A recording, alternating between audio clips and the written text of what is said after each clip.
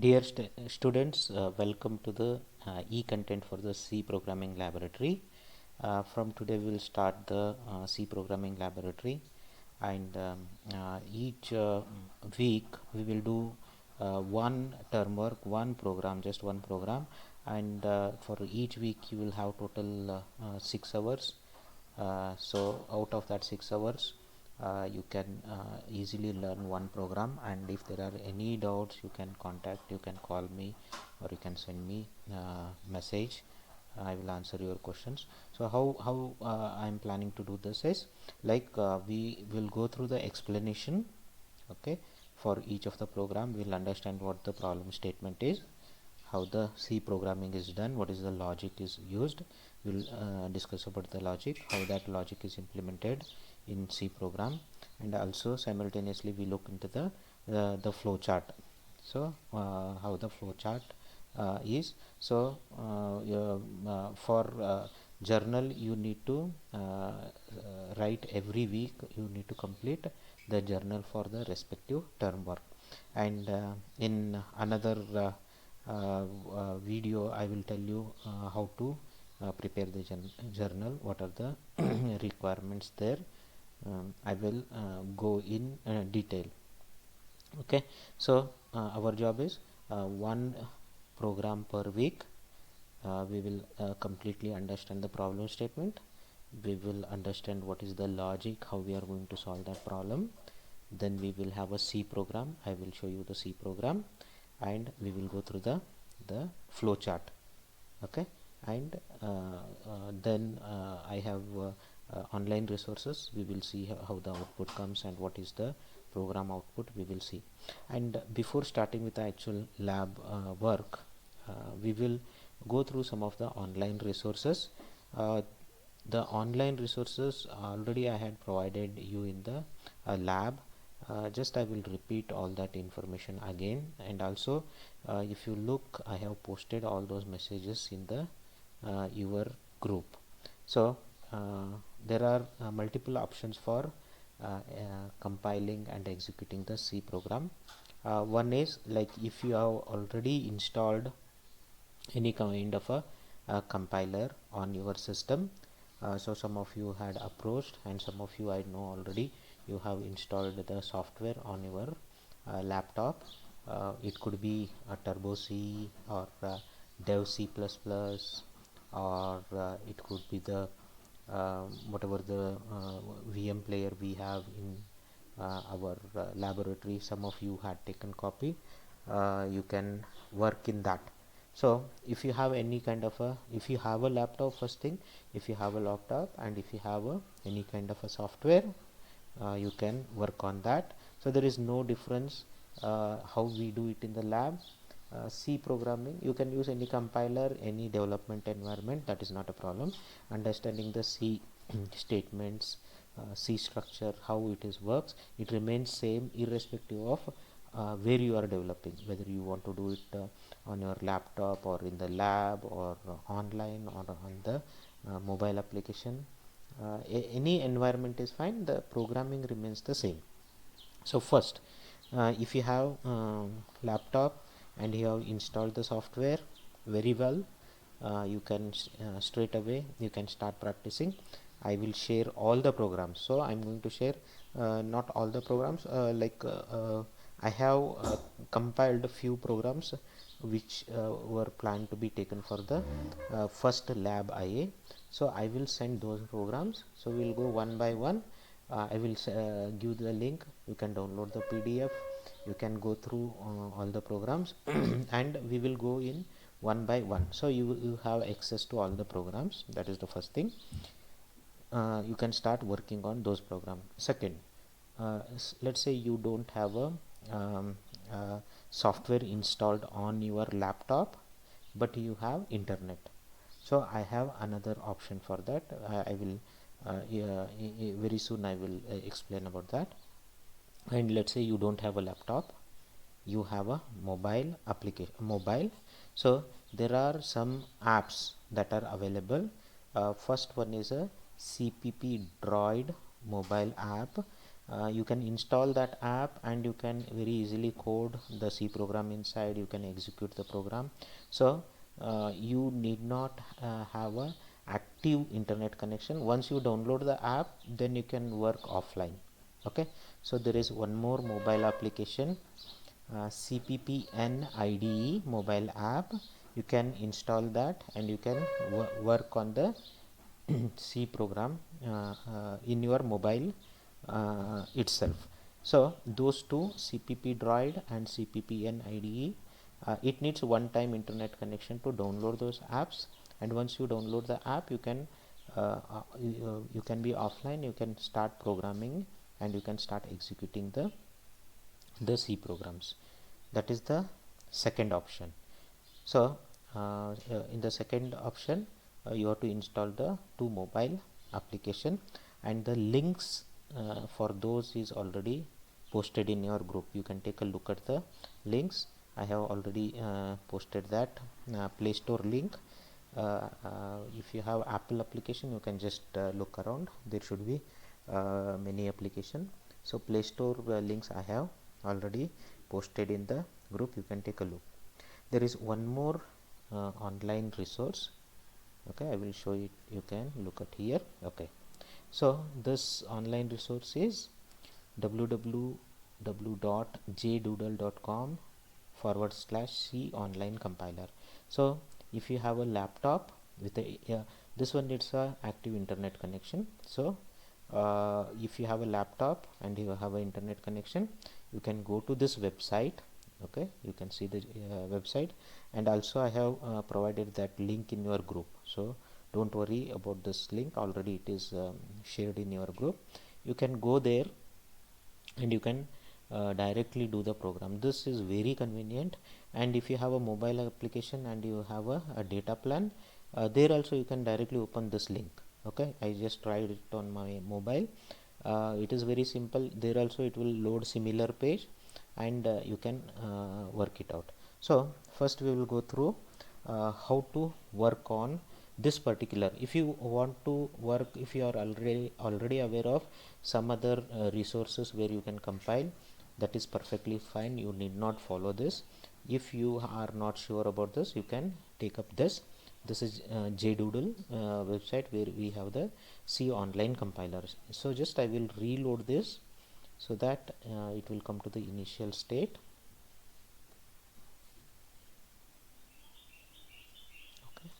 Okay, whenever you load the page, it will look like this, where this is the programming window where you can type your complete program, and here if you go little bit below, okay, so this is command line arguments. Don't worry about this.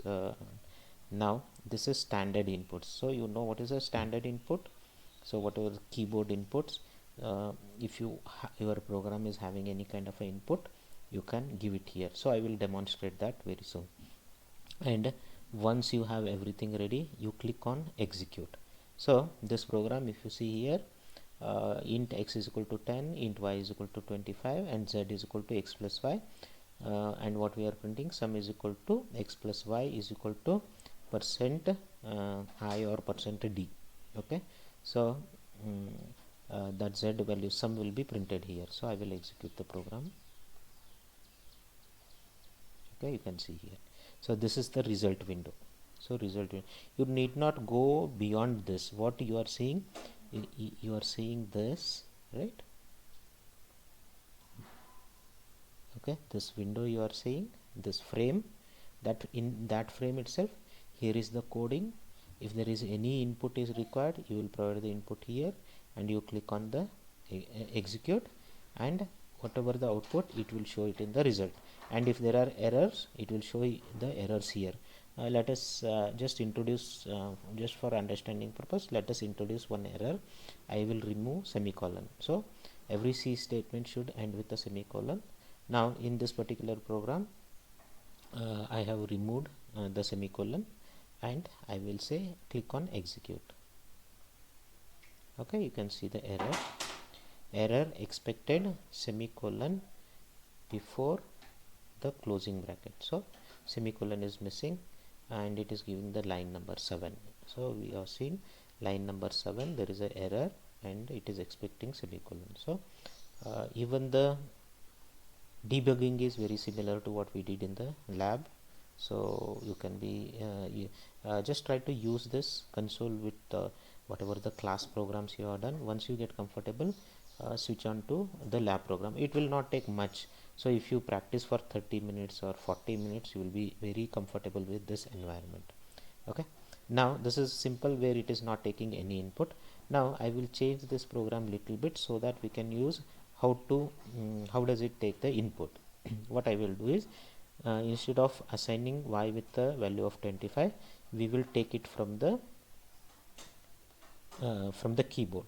So as you know, for taking it from the keyboard, we use the scanf function, scanf bracket double quotes %d, because y is integer, and ampersand y. Now and semicolon, of course. Okay, so this, instead of assigning y, I am taking the value from the keyboard. So when you have a program like this, before executing, just say input is, let's say y value you want to give it as 25, right? Just say execute again. Okay, you can see the answer 35. If you say this as 55 plus 10, again execute. 65, you can change the whatever the inputs you want to give and execute. So you will see the output. Let's say along with the sum you want to print your name. Okay, excuse me. For printing name, I will have one more, a string variable, which is nothing but a character array of size, let's say 50, and semicolon, and I will read it from the keyboard itself. For reading, scanf bracket. So since it is a string, I will use %s comma and name. We don't use the ampersand for the character array, so I will say name. So this will read the name. Now this program is complete.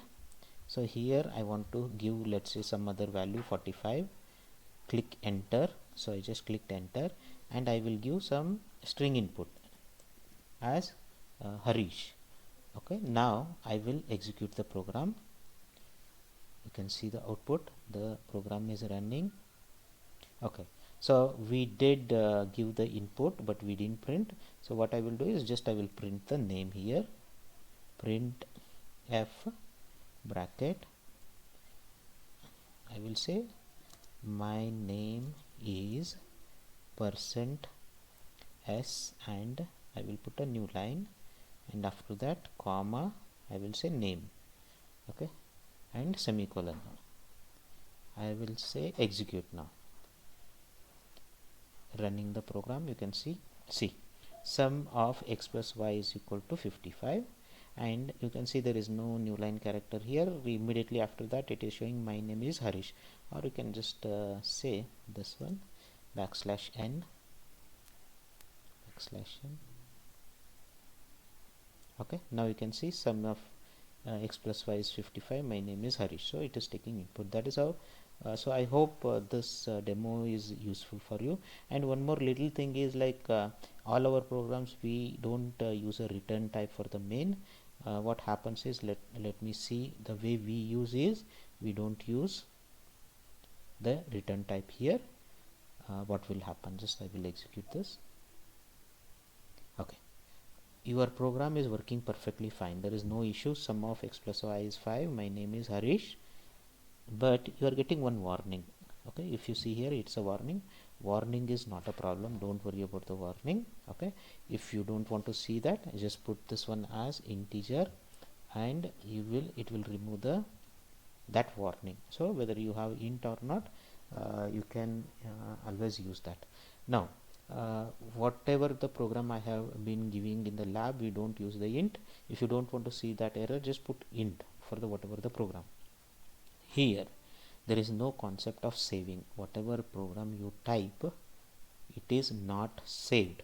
So what you have to do is you copy this part, okay, select everything, right click and say copy, and you copy it onto some notepad. Okay, so any notepad you want, you save it in that notepad. For example, I have, okay, notepad. So save, this is your new program. Okay, so it is not formatted, so this is how we get it, so we don't have a choice. Once you copy that portion, just realign everything. Okay, realign everything, and you can try to see if there are any better option than just copying. Okay, this is the one option I am showing you. And please indent your program. Indent is like this, indent, so that your program looks nice.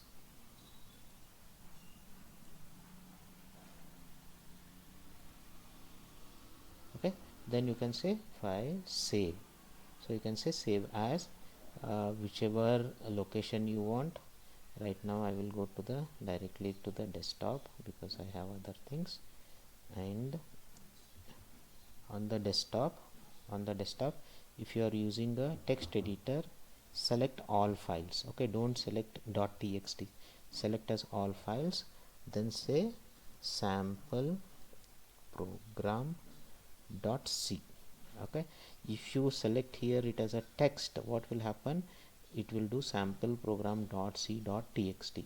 okay, if you directly give it to the compiler, it will not do any compilation because it expects a .c, and you say save. So this program is saved. So whenever you are working from the website, make sure that you make your own copy. You have to actually copy your program manually. By some reason, if you don't save this and it goes off, it is not saved at all. You have to manually save into some file. For example, I will show you have done so much coding here. If I just say reload this page, what happens? You just see that, okay, everything is gone and it will revert back to the original program. So this is the original program, so you will lose all that. So nothing is stored. This is only for the practice purpose. I am giving you the PDF.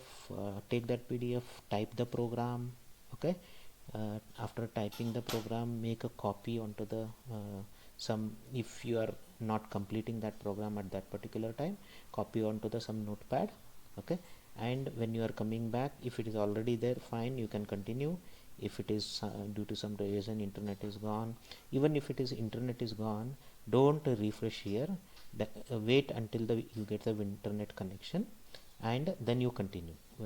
Then it will directly, when you say execute, it will compile. So if I say execute, it will show you the answer. So this is the programming environment that you can use, jdoodle.com and C online compiler, and same thing can be accessed on your mobile application. So this particular thing can be worked on your laptop with any browser, or it can be worked upon the mobile with any browser, Chrome. You open the Chrome, you open this website, and you can do the similar coding and compilation, execution, everything can be done here. So please remember that for this you need a internet connection for laptop and a data plan. Both, this one needs internet connection. If you don't want to do this, other options are you install the any compiler on your laptop, or install the mobile application which I talked about on your mobile, so that you can utilize.